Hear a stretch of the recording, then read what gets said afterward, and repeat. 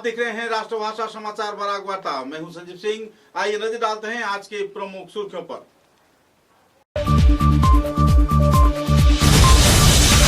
चुनाव विधानसभा आसन में असम गण परिषद उम्मीदवार करीमुद्दीन बड़भुइया की शिक्षागत योग्यता की नथी पत्र फर्जी, आरोप लगाया अमीनुल हक लश्कर ने सबूत के साथ दिया प्रमाण। लोगों को जागरूक होने का किया अपील।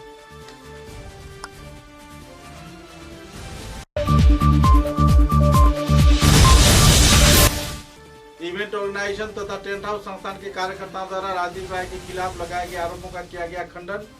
हर हाल में सहयोगिता बरकरार रखे जाने का दिया गया जानकारी। समस्या का हुआ समाधान।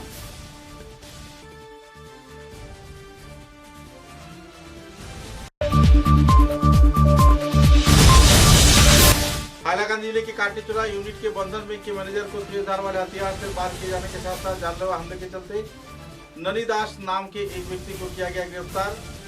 जेल के साथ साथ 10,000 रुपए का किया गया जुर्माना।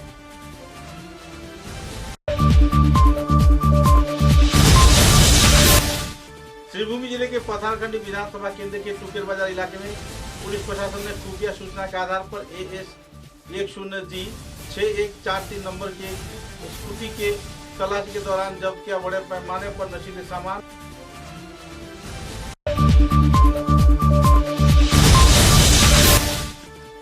पथारखंडी विधानसभा केंद्र में कांग्रेस के उम्मीदवार कार्तिक सिन्हा के साथ प्रताप सिन्हा के आपसी दलीय रंजिश के चलते लोगों में छाई हुई है नाराजगी की दौर। हर हालात में अपने अपने उम्मीदवारों को विजयी करवाने की जा रही है प्रयास। नजर डालते हैं आज के विस्तारित समाचारों पर। सोनाई के कांग्रेस दल के उम्मीदवार अमीनुल हक लश्कर ने असम गण परिषद दल के उम्मीदवार करीमुद्दीन बड़भुइया के खिलाफ फर्जी कागजात जमा दिए जाने का आरोप लगाया है। चुनाव आयोग के मनोनयन पत्र दाखिल के दौरान हर साल एक नए शिक्षागत योग्यता के फर्जी कागजात वे जमा दे रहे हैं। लगातार कानून व्यवस्था पर सवालिया निशान भी लग रहा है और तो अपने डायस के जरिए जब भी जी चाहे जैसा डिग्री बना लेते हैं और तो फर्जी डिग्रियों के चलते लगातार उनका मनोनयन पत्र पास भी हो जाता है। कई सहनशील मुद्दों को लेकर अमीनुल हक लश्कर ने आरोप लगाया कि अगर करीमुद्दीन बड़भुइया के शिक्षागत मान या फिर योग्यता का कागज सही है तो वे निश्चित तौर पर राजनीति से हट जाएंगे और उन्हें विजयी करार दे देंगे। पत्रकारों के साथ बातचीत के दौरान उन्होंने कानूनी दस्तावेज, कागजात तथा सबूत के साथ कई आरोप प्रत्यारोप को लगाया और इन सवालों के जवाब दिए जाने के लिए करीमुद्दीन से उन्होंने मांग भी की। और सोनाई के आम जनता को जिस तरीके से गुमराह किया जा रहा है इस बात पर भी उन्होंने लोगों के साथ समझौता करते हुए सवालिया निशान भी करीमुद्दीन के खिलाफ दागे। এবার করিমুদ্দীন বড়ভুইয়া হ্যাট্রিক করেছেন। 2016-তে একবার ফেক সার্টিফিকেট দিয়েছেন, যেটা বলছিলেন তখন 2016-তে উনি হায়ার সেকেন্ডারি পাস করেছেন জিসি কলেজ থেকে আর ডিপ্লোমা ইঞ্জিনিয়ারিং করেছেন 1990-তে। ওটা থেকে চ্যালেঞ্জ হয়েছিল। চ্যালেঞ্জ হওয়ার পরে 2021-এ আরেকবার উনি তার শিক্ষার পরিবর্তন করলেন, বললেন 34 বিএ পাস করেছেন। তখনও 2021-এ এটার উপরে এই সার্টিফিকেটের কেস চললো, সুপ্রিম কোর্ট পর্যন্ত কেস করালো। এখন 2026-এ উনি MBA দিয়েছেন NIBM গ্লোবাল ইউনিভার্সিটি থেকে, কেরল থেকে। তো এই যে করিমুদ্দীন বড়ভুইয়া বারবার যে এই যে শিক্ষা নিয়ে যে একটা নোংরা রাজনীতি করতেছেন, শিক্ষার মান মর্যাদাকে শেষ করে দিচ্ছেন, সোনাইয়ের যে শিক্ষার্থী ওগুলোর মনোবল ভেঙে দিচ্ছেন।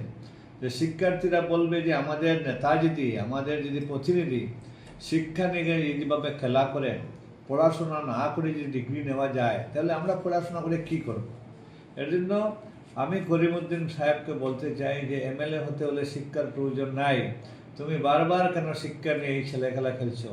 তোমার আজকে MBBS দিচ্ছ, আমরা ভাবছিলাম যে হয়তো MBBS মুন্নাভাই MBBS দিবে। এবার মুন্নাভাই MBBS না দিয়ে মুন্নাভাই MBA দিলে। এবার সোনাইয়ের বুঠাররা তোমাকে ভালো একটা সবক দেবে যে সোনাইয়ের বুঠাররা কী ভাবতেছ। যেভাবে বলো সোনাইয়ের বুঠাররা রিস্কালা ঠেলালা, এইভাবে ভাবতেছ নাকি? সোনাইয়ের বুঠাররা রিস্কালা ঠেলালা নাই। সোনাইয়ের বুঠাররা এবার যোগ্য জবাব দিবে। সোনাইয়ের বুঠাররা যদি রিস্কালা হওয়ার ঠেলালা হন, এদের কি বুথের মর্যাদা নাই? এরা কি এরার বুথে কি তুমি MLA হওনি?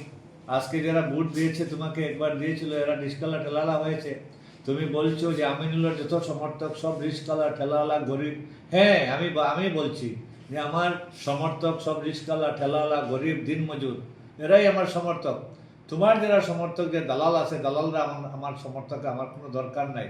তুমি দালাল নিয়ে থাকো, দালাল ভার্সেস গরিব বুঠারের ফাইট হবে এবার, দেখবে রেজাল্ট কী হয়।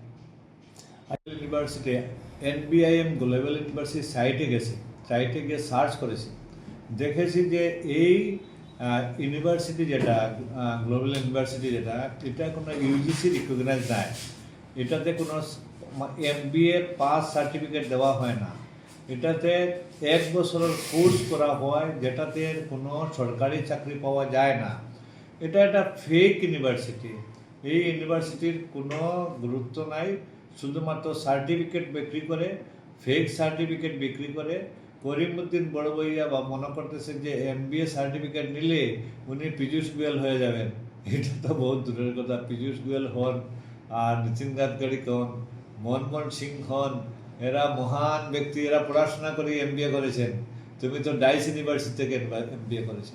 তোমার বাড়িতে ডাইস আছে, যখন মনে হয় ইঞ্জিনিয়ার হয়ে যাও, যখন মনে হয় BA পাস হয়ে যাও, যখন মনে হয় তুমি MBA পাস হয়ে যাও। কিন্তু আসল কথা তুমি বলো, তুমি কোথা থেকে হায়ার সেকেন্ডারি পাস করেছো? তুমি ক্লেম করেছিলে হায়ার সেকেন্ডারি পাস করেছিল GC কলেজ থেকে, আর GC কলেজ বলছে যে করিমউদ্দিন সাহেব অ্যাপিয়ার করেছিলেন GC কলেজ থেকে 1984-এ 87-এ, কিন্তু উনি অল সাবজেক্টে ফেল করেছেন।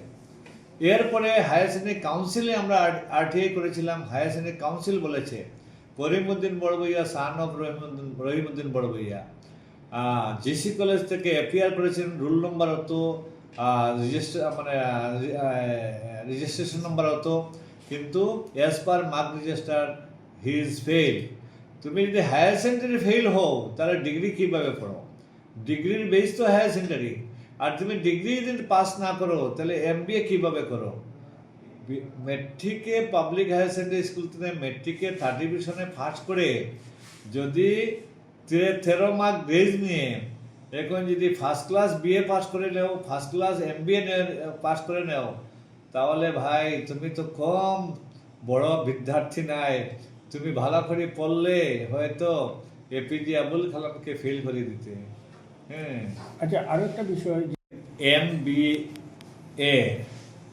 মানে ম্যানেজমেন্ট উনি পাস করেছেন। হ্যাঁ, সত্যি আমরা দেখেছি যে গত 5 বছর উনি ভালো ম্যানেজমেন্ট করেছেন। UDF এর বুটকে কিভাবে রাজ্যসভাতে বিজেপির ক্যান্ডিডেটকে বুট দেওয়াতে হয়, UDF এর টিকিট কিভাবে কাকে সেল করতে হয়, বদরুদ্দিন সাহেবকে কিভাবে ম্যানেজ করবে, হেমন্ত বিশ্ব শর্মাকে কিভাবে ম্যানেজ করবে, ওটাই ছিল ওনার প্র্যাকটিক্যাল সাবজেক্ট। উনি এখানে অ্যাসেম্বলিতে প্র্যাকটিক্যাল করেছেন, আর কেরালে গিয়ে উনি ডিগ্রি নিয়ে আসছেন। আসলে উনি শুধুমাত্র একটা ফেক আপাতমস্ত দালাল। আমরা অখিল গগৈ বারবার উনি বলেছেন যে আসামের মধ্যে সবচেয়ে বড় দালাল হয়েছে করিমউদ্দিন। মানুষে মানে পচা আম একবার কিনে, বারবার কিনে না। এবার দেখবেন করিমউদ্দিন বড়বইয়ার কি অবস্থা হয়। Barak Valley event organization association के कार्यकर्ताओं द्वारा राजीव राय के साथ काम किए जाने का ऐलान किया गया है। पिछले दिनों कई आरोप प्रत्यारोप को लेकर भाजपा के उम्मीदवार भूतपूर्व सांसद राजीव राय के खिलाफ कार्य नहीं किए जाने का आरोप लगाया गया था। इवेंट डेकोरेटर्स वेलफेयर एसोसिएशन के कार्यकर्ताओं का कहना था कि लगभग 49 लाख रुपए वे लोग डॉक्टर राजीव के राय के पास पाते हैं, लेकिन सांसद राजीव राय के साथ आपसी बातचीत के जरिए तथा अपने संस्थान की सुनाम को देखते हुए आखिरकार जय बर्दिया ने इन आरोपों को वापस ले लिया है और हर हालात में सिलचर विधानसभा केंद्र के भाजपा दल के उम्मीदवार भूतपूर्व सांसद राजीव राय को सहयोग किए जाने का भी घोषणा किया है। उनका ये कहना था कि कमेटी की ओर से यह सिद्धांत लिया गया है और सभी क्षेत्र के लोगों को इसमें सहयोग किए जाने की जरूरत है। आम जनता को सहयोग किए जाने के साथ साथ एक स्वस्थ वातावरण बनाए जाने के प्रयास में यह कदम उठाया गया है। पत्रकारों के साथ बातचीत के दौरान उन्होंने कई पहलुओं पर भी आलोकपात किए।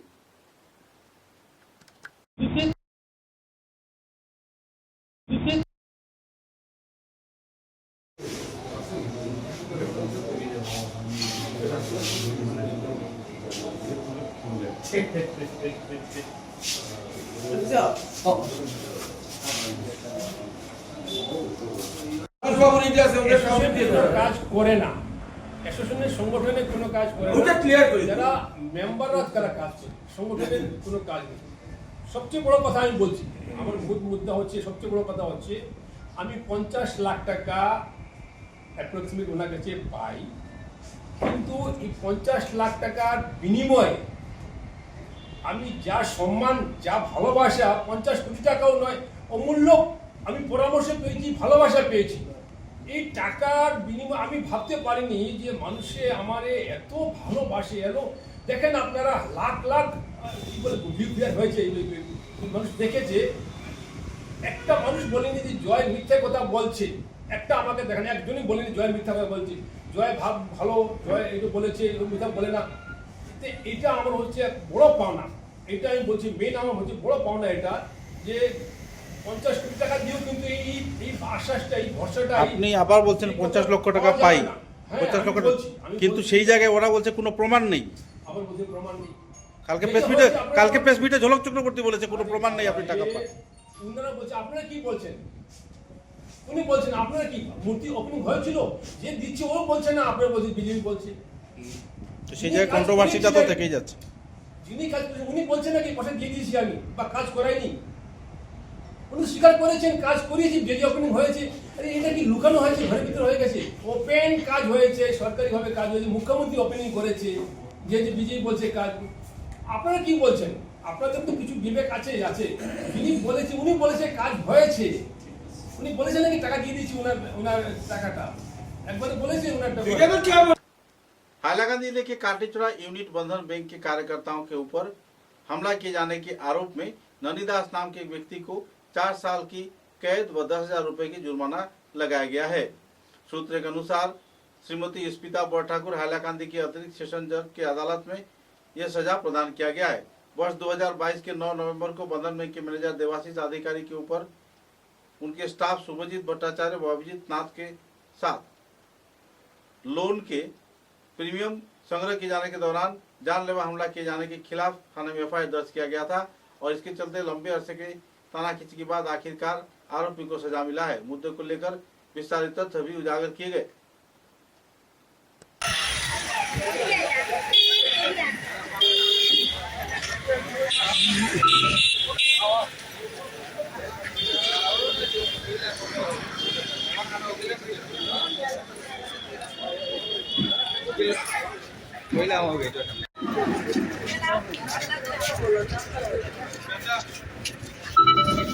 এখন মাতিও না রে বাহ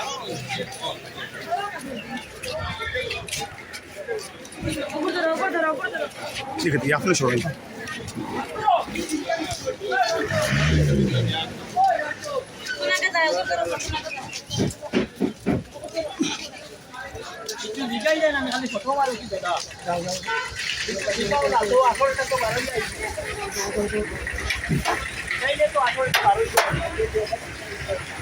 উঠো উঠো আগে উঠিয়া বউ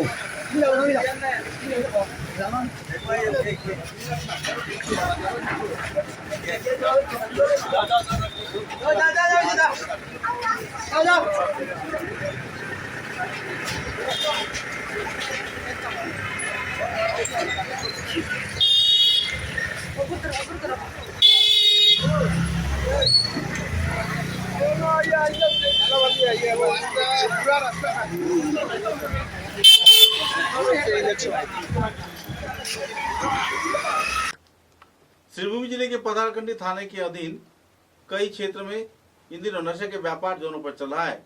खुफिया सूचना के आधार पर पथारकंडी पुलिस ने टुकेर बाजार इलाके से एक स्कूटी चालक जिसका नंबर AS 10G6143 बताया जा रहा है, उसकी छानबीन के दौरान खुफिया सूचना के आधार पर बड़े पैमाने पर याबा टेबलेट जब्त किया। लगभग 10,000 याबा टेबलेट जब्त किया गया है और आरोपी को गिरफ्तार भी किया गया है। सोमवार रात करीब 10 बजे पथारकंडी थाने के ओसी मनुष्य ज्योति बड़ो के परिचालना में एक दल गठन कर टुकेर बाजार इलाके में छापेमारी किया गया, जिसके चलते स्कूटी चालक को घटनास्थल पर पहुंचने पर छानबीन के दौरान उसके पास से 10,000 याबा टेबलेट जब्त किया गया और उसे कानूनी हिरासत में लिया गया है। बहरहाल पुलिस प्रशासन कड़ी कार्रवाई में जुटी हुई है।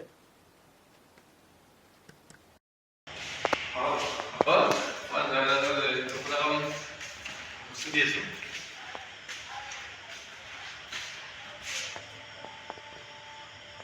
তোমরা কালকে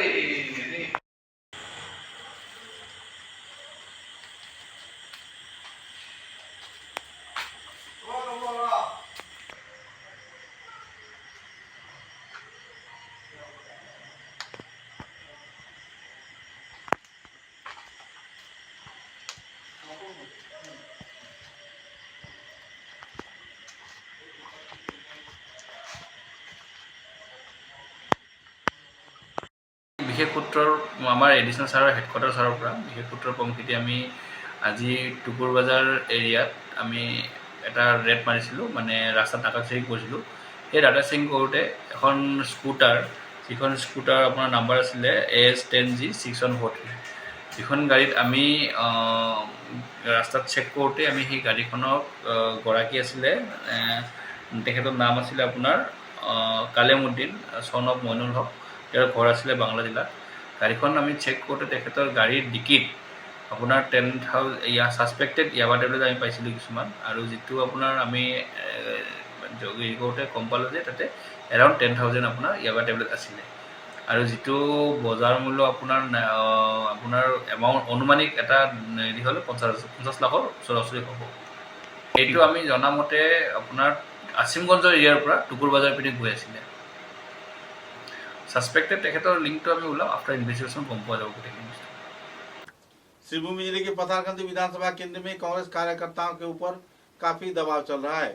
कांग्रेस दल के उम्मीदवार कार्तिक सेना सिन्हा के साथ प्रताप सिन्हा का दलीय रंजिश के चलते लोगों में जहां नाराजगी का माहौल है, तो इसी दौरान कार्तिक सेना सिन्हा को विजयी करवाने के लिए कुछ लोग जहां जुट रहे हैं, तो दूसरी ओर प्रताप सिन्हा अपने ही उम्मीदवार को विजयी करवाने के प्रयास में भी जुटे हुए हैं। आप अपने लड़ाई के चलते इन दिनों पथारकंदी जिले में कांग्रेस कार्यकर्ताओं के बीच गृह युद्ध का माहौल बना हुआ है।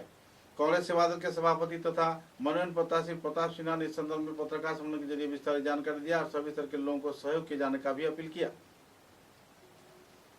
কি নামে জানি না, এটা ব্যক্তিগতভাবে জানি না। আমি একটাই জানি যে আমি কংগ্রেসের একজন ক্যাডার এবং আমার প্রথম কর্তব্য হলেন আমি ওনাকে জিতানোটা। এর জন্য আমি আজকে কী করেছি, প্রতি পাতানদির 24টা জিপি থেকে দুজন একজন করে আমি ডেকেছি। আমি আমার মেসেজটা দিচ্ছি এটাই যে আমাদের যে প্রার্থী হয়েছেন উনি, যেহেতু আমিও প্রার্থী ছিলাম, কিন্তু দল যাকে প্রার্থী করেছে ওনার আজকের দিনে উনি প্রার্থী আমাদের। এই জন্য আমি আমার বিভিন্ন, যেহেতু দীর্ঘদিনের আমি একজন কংগ্রেসের সংগঠক, বিভিন্ন জিপির সঙ্গে আমার সম্পর্ক, বিভিন্ন পার্টি কেটার সঙ্গে সম্পর্ক, ওনারা বিভিন্ন দিন কয়েকদিন থেকে আমাকে ফোন করছিল, দাদা আপনি দেখা যাচ্ছে না কেন, কী হলো? আমি কিচ্ছু হয়নি, একদিন বলবো আমরা আলোচনা করবো। সেইভাবে আমি আজকে মিটিংটা ডেকেছি, সব জিপি থেকে দুজন করে ডেকেছি এবং আমি ওনাদেরকে একটাই মেসেজ দিয়েছি আজকে যে আমরা পার্টির যে প্রার্থী করেছে ওনাকে আমরা সর্বসমত আমরা ওনাকে আমরা জেতানোর চেষ্টা করানো এবং কীভাবে করানো সেটা বুঝিয়ে দিয়েছি। বুথ লেভেলে কাজ করা, বিএলএ লেভেলে কাজ করা, মন্ডল প্রেসিডেন্টকে নিয়ে কাজ করা এবং কীভাবে আমরা এই বুথটা আমরা বাড়ানো যায়। এবং আজকের দিনে আমরা একটাই স্বপ্ন, বিশেষ করে আমার একটাই স্বপ্ন যে আমরা এবার পরিবর্তন চাই, আমরা বহিরাগতকে হটানো এবং একজন স্থানীয়কে বিদায় করা। ওনার কী লাজিটা আমি ব্যক্তিগতভাবে জানি না।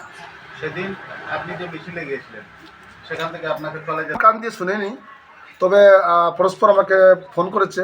ভাই বিভিন্ন পুরনো একজন সংগঠন, আমারও তো বহুত ফলোয়ার্স আছে, ভালোবাসা আমার সংগঠন ছেলেই যাবে। আমাকে বলেছে ফোন করে, দাদা কেন এরকম হলো? আমি বললাম জানি না আমি কেন এরকম হলো এবং ওনার কী ভিত্তিতে আছে আমি জানি না। তবে ওনাকে একটা জিনিস মানতেই হবে, এই সংগঠন যে আপনি টিকিট পেয়েছেন, এই টিকিট পাওয়ানোর পেছনে যদি সবচেয়ে একজন ব্যক্তির সবচেয়ে হাত আছে আমার হাত। কারণ কেন, আজকে যে পার্টি নিয়ে আপনি মাঠে নামিয়েছেন টিকিট নিয়ে, সেই পার্টির ঝান্ডাটা টিকিয়ে রেখেছি পাতানদিতে গত 15-20 বছর যাবৎ আমি তন মন ধন দিয়ে। তারপর উনি সেটা যদি বিশ্বাস করতে পারেন না, এটা ওনার কথা। তো আমি তো একজন ভালো একজন সংগঠক, এই ছেলের কংগ্রেসের একজন পরিবারের ছেলে এবং দীর্ঘদিন কাজ করেছি এই সংগঠনে, এই বাঁচানোর জন্য পাতানদিতে মন্ত্রীর বিরুদ্ধে যুদ্ধ করেছি, বিভিন্ন ইস্যু নিয়ে আমি যুদ্ধ করেছি, আন্দোলন করেছি এবং আমি সংগঠনের প্রতি আমার ভালোবাসা বেশি থাকবেই। ওনার কী হয়েছে আমি জানি না। তো ব্যক্তিগত আমি একটাই জানি, আবারও বলছি, বারবার বলছি, আমি আমার একটাই উদ্দেশ্য, ওনাকে কীভাবে জিতিয়ে আমরা পাঠাতে পারি বিধানসভাতে, সেটাই আমার স্বপ্ন। ওনার কি বিজেপির সঙ্গে ওনার সম্পর্ক আছে নাকি আমি ওনাকে প্রশ্ন করছি। আমি তো শুনিনি, এখানে কেউ শুনেছেন এই কথাটা? কেউ তো শুনেন না এগুলো কথা। উনি তো মন করা কথা দিয়ে আপনি কি বলতে চাচ্ছেন? আপনি কি বিজেপিকে সুবিধা করে দিচ্ছেন নাকি উনি? এই কথাটা যে বলছেন উনি কি ওনাকে কে বলেছেন? আমরা তো কেউ শুনিনি এই কথাটা।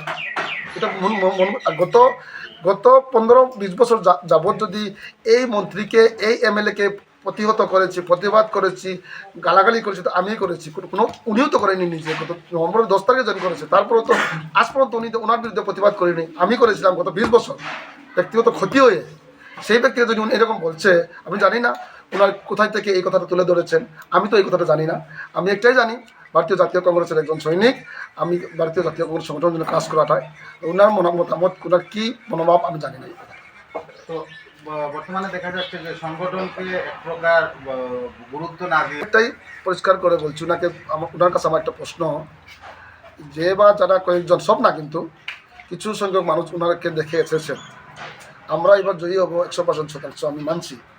আমি ওনার কাছে একটাই প্রতিশ্রুতি চাই, যদি ঘটনাক্রমে যদি আমরা হেরে যাই, এই যে উড়ে এসে জুড়ে বসে কিছু কেডার আছে, ওনারা 4 তারিখের পরে কেউ থাকবে বাধা দিতে? আমি তো মনে করি থাকবে না কেউ। তাহলে ওনাকে প্রথম কর্তব্য ছিল সংগঠনের প্রতিটি মণ্ডলকে নিয়ে, বুথ কমিটিকে নিয়ে, ডিএলএদেরকে দিয়ে, ব্লকদেরকে নিয়ে মিটিং করার প্রয়োজন ছিল। আজকের দিনে ভারতবর্ষে যতটা পার্টি জয়ী হচ্ছে, ওনার সাংগঠনিক মজবুত যখন হয় তখন সেই পার্টি পাওয়ারে আসে। আজকে আমাদের মাননীয় প্রদেশ কংগ্রেসের সভাপতি গৌরব মহাশয় মাঠে নেমে প্রতিদিন তাকে একটাই কথা বলে যাচ্ছেন আশাবধি, যে আমরা একটাই উদ্দেশ্য, প্রথমে দলকে মজবুত করতে হবে, সংগঠনকে মজবুত করতে হবে, তারপরে গিয়ে মাঠে আমরা যুদ্ধ করতে পারবো এবং সরকার পাওয়ার আনতে পারবো। উনি যদি দলকে, সংগঠনকে, বুথদেরকে, বেড়েদেরকে যদি পাত্তা দিচ্ছেন না, গুরুত্ব দিচ্ছেন না, তাহলে তো ওনার ফল ভোগ করতে হবে ওনাদের। আমি এর জন্য আজকে আমি সংগঠনের বিভিন্ন যে কেটার বেছে আমার মেসেজটা দিচ্ছি যে আমরা সংগঠন মজবুত করি, আমরা কাজের মাঠে নামি এবং আমরা জিতিয়ে নিই, এটাই তো বলছি। উনি যদি গুরুত্ব দিচ্ছেন না, এটা ওনার ব্যক্তিগত ব্যাপার, এটা আমার জানার কথা নয়। আমি সব জায়গাতে বলেছি এরকম কাজ করতে হবে, এরকম কাজ করতে হবে, এবং 2 ব্লক প্রেসিডেন্টের সঙ্গে আলোচনা করছি আমরা আপনার সংগঠনের বিরোধীদেরকে সক্রিয় করা এবং আমাদের বুথ কমিটিকে সক্রিয় করা, এবং সেই দিন কীভাবে আমরা মাঠে আমাদের কেডারদেরকে নিয়ে বুথ দেওয়ানো, সেটা আমি আলোচনা করে যাচ্ছি। ওনার হয়তো ইচ্ছা নেই, কিন্তু আমার ইচ্ছা আছে ওনাকে জিতানোর। তার মূল কারণ কি? দেখো, আমি আগেই বলেছি গত 15-20 বছর আমি আমার समाचारों में लेते हैं एक छोटा सा विराम। চা এর জগতে এক অনবদ্য নাম রোজকান্দি চা। স্বাদে গন্ধে ভরপুর তরতাজা রোজকান্দি চা গ্রাহকদের জন্য নিয়ে এলো 1 কিলোগ্রাম, 500 গ্রাম, 200 গ্রাম, 100 গ্রাম, 50 গ্রাম, 25 গ্রামের রোজকান্দি চায়ের মন মাতানো প্যাকেট। এছাড়াও গ্রাহকদের জন্য রয়েছে রোজকান্দি ইয়েলো টি, রোজকান্দি অর্থোডক্স টি, রোজকান্দি হোয়াইট টি, রোজকান্দি গ্রিন টি। গ্রাহকদের চাহিদার প্রতি দৃষ্টি রেখে রোজকান্দি চা কম থেকে কম খরচে সকল স্তরের নাগরিকদের জন্য বাজারজাত করা হয়েছে বিভিন্ন সাইজের প্যাকেটে। Authorised dealer Rajesh trading, Premtala, Silchar. তাই তাজা চনমনে তরতাজা চায়ের স্বাদ নিতে হলে আজই কিনুন তরতাজা স্বাদে গন্ধে ভরপুর রোজকান্দি চা, তৃপ্তির আরেক नाम। समाचारों के अगले चरण में शिलचर शहर के जनता अब परिवर्तन चाह रहे हैं। कांग्रेस के शिलचर विधानसभा केंद्र के उम्मीदवार अभिजीत पाल ने एक पत्रकार सम्मेलन के जरिए यह टिप्पणी की है। उनका कहना है कि सांसद के कार्यकाल के दौरान सांसद राजीव राय ने बराघाटी के तथा शिलचर के उन्नयन के लिए कोई अहम कदम नहीं उठाया। शिलचर के लोगों के साथ मजाक किया जा रहा है। कई आरोप प्रत्यारोप को पीछे रखकर उन्होंने पत्रकार सम्मेलन में राजीव राय के खिलाफ अपने कई आरोपों को दागा और जल्द से जल्द शिलचर शहर के लोगों को इस संदर्भ में अहम कदम उठाने का मांग किया। साथ ही आने वाले विधानसभा चुनाव में आम जनता इस बार परिवर्तन की दौर को संभालेगी कहकर लोगों से अपील भी किए गए। সাংসদ ছিলেন, সেই সাংসদ কার্যকালে শিলচর শহর তথা কাছাড় জেলাতে উনি কোনো ধরনের কোনো উল্লেখযোগ্য একটা কাজ করে দেখাতে পারেন। সেই জন্য উনি হারে হারে টের পেয়েছেন ওনার যখন প্রার্থিত্ব ঘোষণা হয়েছে, যে ওনার নাম দিয়ে প্রচার করে বা ভারতীয় জনতা পার্টি যারা কর্মকর্তারা আছেন ওনারাও কিন্তু আজকের দিনে দেখবেন আপনার সোশ্যাল মিডিয়াতে, ওনারা কিন্তু আজকে মানে মেন্টালি ওনারা হয়ে গেছেন, যে ওনারা প্রার্থী যে এমন একটা প্রার্থীদের নাম ঘোষণা করেছে যে প্রার্থীকে নিয়ে প্রচার চালানোর মতো ওনাদের কোনো মুখ নেই, সাহস নেই। সেই জন্য ওনারা বারবার এখন দলের হয়ে প্রচার চালাচ্ছেন। সেই হিন্দু মুসলিমের সুষ্ঠু দেওয়া চলছে, সেই আবার সাম্প্রদায়িক বিভাজনের সৃষ্টি করা হয়েছে, কিন্তু উন্নয়নের কথা বলার মতো ওনাদের কাছে হাতে কিছু নেই। ভুলেননি 2022-এর ভয়াবহ বন্যা, সেই বন্যাতে তখন সাংসদ ছিলেন ডক্টর রাজদীপ রায় এবং বিধায়ক ছিলেন দীপায়ন চক্রবর্তী। সেই দুজন ব্যক্তি এবং বিশেষ করে রাজদীপ রায় যেভাবে উনার বাড়ির দোতলাতে বসে ভিডিও করেছিলেন, যখন মানুষ দুর্বিষহ অবস্থা, যখন মানুষ ঘর থেকে বেরোতে পারছেন না, এনডিআরএফ বোর্ড নিয়ে মানুষকে রিকভারি করছেন, বিভিন্ন সামাজিক সংস্থা এসে, non political organization, Karimganj, Hailakandi, Haflong, এইসব জায়গা থেকে এসে শিলচরে যখন মানুষ, বিশেষ করে ডক্টর রাজদীপ রায়ের যে এলাকা, Radha Madhab road, public school road, Bilpar, এইসব জায়গাতে এমন একটা অবস্থা ছিল বন্যা, আপনারা সবাই সেটা সাক্ষী ছিলেন, যে মানুষ ঘর থেকে মানে বার করার মতো কোনো ক্ষমতা নেই, মানুষের চালের উপর দিয়ে জল দিয়েছিল। সেই সময় যখন মানুষ জানের না করে যেভাবে মানুষকে উদ্ধারের জন্য কাজে নেমেছিলেন, বিভিন্ন সংস্থা সেখানে কাজ করেছিল, করিমগঞ্জ থেকে, হাইলাকান্দি থেকে এসে বিভিন্ন সংস্থা, নন পলিটিক্যাল অর্গানাইজেশন এসে কাজ করেছিল, বিভিন্ন রাজনৈতিক দলের ব্যক্তিত্বরা যখন কাজ করেছিলেন, সেই সময় ডক্টর রাজদীপ রায় দোতলাতে বসে উনি কিন্তু ভিডিও শুট করেছিলেন, সেটা শিলচরবাসী এখনো ভুলেন। আর উনি ভালোভাবে জানেন যদি এইভাবে মিথ্যা এলিগেশন কেউ প্রেস মিটে বসে পড়ে, তাহলে উনার উচিত ছিল যে ওদের উপর ডিফামেশন কেস করা। যদি সেটা মিথ্যা বানানো গল্প থাকতো তাহলে উনি ডিফামেশন কেস করতেন। উনার কেন সৎসাহস হলো না ডিফামেশন কেস করার জন্য? আর আমি রাজদীপ রায় বাবু এবং জেলা বিজেপিকে একটা কথা বলতে চাই, আমি অভিজিৎ পাল হিসাবে কোনো ব্যক্তিগত আক্রমণ কিছু করবো না। রাজদীপ রায়ের সাথে আমার ব্যক্তিগত সম্পর্ক খারাপ নয়, উনি একজন ডক্টর, আমি ওনাকে ডক্টর হিসেবে সম্মান করি। কিন্তু এটাও চাই যে আমার মতো যারা সাধারণ মানুষ শিলচরবাসী আছেন, এরা যেন মেডিকেলে গিয়ে ট্রিটমেন্ট করাতে পারে। মেডিকেলের যে সিন্ডিকেটটা, যে মেডিকেলে যে একটা মানে কালো হাত আছে মেডিকেলের পিছনে, যা দেখা যায় যে মেশিন আছে, ডাক্তার নাই, যেখানে দেখা যায় যে মানুষ গেলে পরে ট্রিটমেন্টের জন্য গেলে পরে বলা হয় অপারেটর নাই, এবং মেডিকেল থেকে ওদেরকে নার্সিংহোমে প্রেফার করা হয়। আমরা দেখলাম সায়ন্তন যখন মারা গেল তখন এখানে একজন নিউরোলজিস্টের কিন্তু খুব দাবি উঠেছিল, মানে সায়ন্তন খুব বেশি দাবি করেছিল, শিলচর পরিষদকে সমর্থন করেছিল। তারপর দেখা গেল একজন ডাক্তার পাঠানো হলো গুয়াহাটি থেকে, হেলথ ডিপার্টমেন্ট থেকে রিকোয়েস্ট করে পাঠানো হলো। সেই ডাক্তারবাবু কোথায় বসেন? সেই বেসরকারি নার্সিংহোম, এবং সেই নার্সিংহোমটার মালিককে সবাই আপনারা জানেন, এবং সেই ব্যক্তি সেই নার্সিংহোমে আমরাও কোনো কোনো সময় যাই, কিন্তু গিয়ে আমরা দেখি যে অনেক যারা রোগীদের যারা আত্মীয় স্বজন ওনার রাস্তায় বসে কাঁদতে হচ্ছে, অনেকের বাড়িঘর বিক্রি করতে হয়েছে, অনেক বাড়িঘর বন্ধক রেখে গিয়ে নার্সিংহোমে বিল ইয়ে করতে হয়েছে, অনেক ডেড বডিকে 4-5 ঘন্টা রাখা হয়েছে বিল না মানে না দেওয়া, আসতে পারবেন না বলে ঋণ করে মানুষ ডেড বডি নিয়ে আসছে নিয়োগ নার্সিংহোম থেকে। কারণ আমি চাই আমার মতো যারা সাধারণ মানুষরা আছেন তারা যেন মেডিকেলে গিয়ে ট্রিটমেন্ট করাতে পারেন। আর শুনেছি সরকার মেডিকেলের জন্য এত কিছু বরাদ্দ করে থাকেন, কিন্তু মেডিকেলে শুধু বিল্ডিংয়ে হচ্ছে, মেডিকেলে সামান্য ফার্স্ট এড ট্রিটমেন্ট করার মতো জিনিস থাকে না। আপনার সেদিন আমরা দেখেছি যে এক ভদ্রমহিলার রাস্তাতে অ্যাক্সিডেন্ট হয়েছে, মেডিকেলে নিয়ে যাওয়া হয়েছিল, হ্যাঁ, আরেকজন পাড়া প্রতিবেশী নিয়ে গিয়েছিলেন, সেখানে যখন গিয়ে এক্স রে করতে হয় সেখানে ফিস দিতে হয়, মেডিসিন কিনতে হয় সেটা ফিস দিতে হয়, ব্যান্ডেজ কিনতে হয় সেটা বাইরে থেকে কিনে আনতে হয়। এটার পিছনে কি কার হাত? আজকের দিনে সবচেয়ে বড় শিলচর তথা বরাক মধ্যে বেসরকারি নার্সিংহোমের মালিককে। তো আমি কেন না, আমি এই ধরনের নোংরা রাজনীতি বিশ্বাস করি না। ওনারা হয়তো নিশ্চয়ই টাকা পান বলে ওনারা সৎসাহস করে মিডিয়ার সামনে বসে ওনারা স্টেটমেন্ট দিয়েছেন। ওনারা তো এটাও বলেননি যে আগের টাকা দিতে হবে না, উনি ইলেকশন খেলতে পারবেন না, আমরা ওনার গড়ে গিয়ে ঘেরাও করবো, সেটাও বলেননি। আজকে ওনারা পাওনাদার, নিশ্চয় পাওনা না পেলে আবার ওনারা কাজ করবেন না, সেটাও ওনারা বলেছেন, প্রকাশ্যে বলেছেন। ওনার জেলা সভাপতির হাতে কাগজ দিয়েছেন, ওনার মন্ত্রীর হাতে ওনার চিঠি দিয়েছেন। কেউ যদি কংগ্রেস যদি পাঠাতো তাহলে মন্ত্রী হাতে কেন চিঠি দিত, জেলা সভাপতি হাতে কেন চিঠি দিত? জেলা সভাপতি কেন এটা স্পষ্টীকরণ দেননি সাথে সাথে? কোভিড চলছিল সমগ্র পৃথিবী ব্যাপী, যখন আমরা শিলচর শহরে যখন কোভিডের সময় লকডাউন চলছিল, মানুষ ঘর থেকে বেরোতে পারছিল না, মানুষ বিভিন্ন ইয়েতে গিয়ে কোয়ারেন্টাইন সেন্টারে যখন নিয়ে রাখা হয়েছিল মানুষকে, কোয়ারেন্টাইন সেন্টারে যখন রাজদীপ রায় মহাশয় গিয়েছিলেন দেখতে, তখন মানুষ বলেছিল যে খাদ্যের ইয়েটা খুব মানে কোয়ালিটিটা খারাপ, মানুষ খেতে পারছেন না, সেটার মধ্যে পোকা মাকড় এইভাবে। তখন রাজদীপ রায় বলেছিলেন যে এটা 5 স্টার হোটেল না। সেই বক্তব্যটা কিন্তু এখনো শিলচরবাসী ভুলেনি। আপনার সাংবাদিক বন্ধুরা সেটা কিন্তু আপনার নিউজও করেছিলেন, যেটা 5 তারা হোটেল না।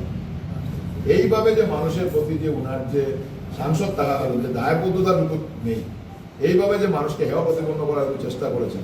কোভিডের সময় উনি সরকারিভাবে মানুষকে কোনো সুযোগ সুবিধা না দিয়ে উনি প্রাইভেট হসপিটালে ওনার অপারেশনে উনি ব্যস্ত ছিলেন, ওনার প্রফেশন নিয়ে উনি ব্যস্ত ছিলেন, ভ্যালি নার্সিংহোমে উনি তো ওনার প্রফেশন নিয়ে ব্যস্ত ছিলেন।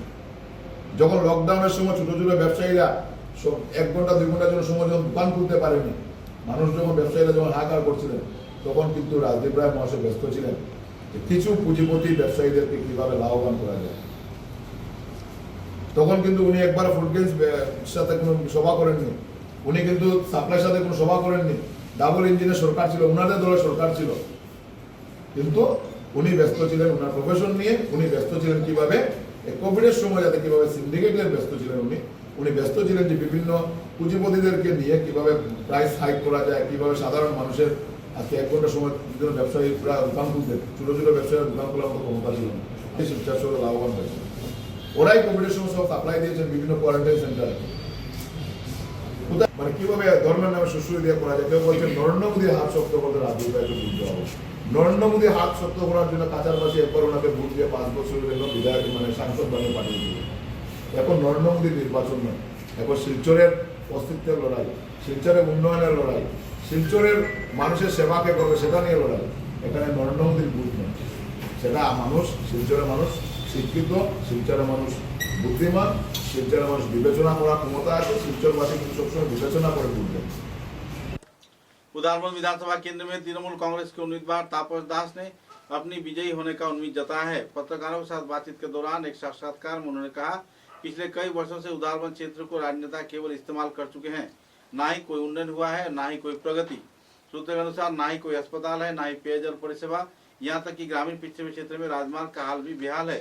पिछले करीब 20 सालों से समाज सेवा में जुड़े तापस दास इन दिनों केवल उदारबंद ही नहीं, बराघाटी के विभिन्न क्षेत्रों में अपने सेवामूलक गतिविधि को अंजाम दिए हैं। बराक वार्ता के साथ बातचीत के दौरान उन्होंने कई पहलुओं पर आलोकपात किया और आने वाले दिनों में उदारबंद विधानसभा केंद्र में अपनी विजयी होने का उम्मीद भी जताया।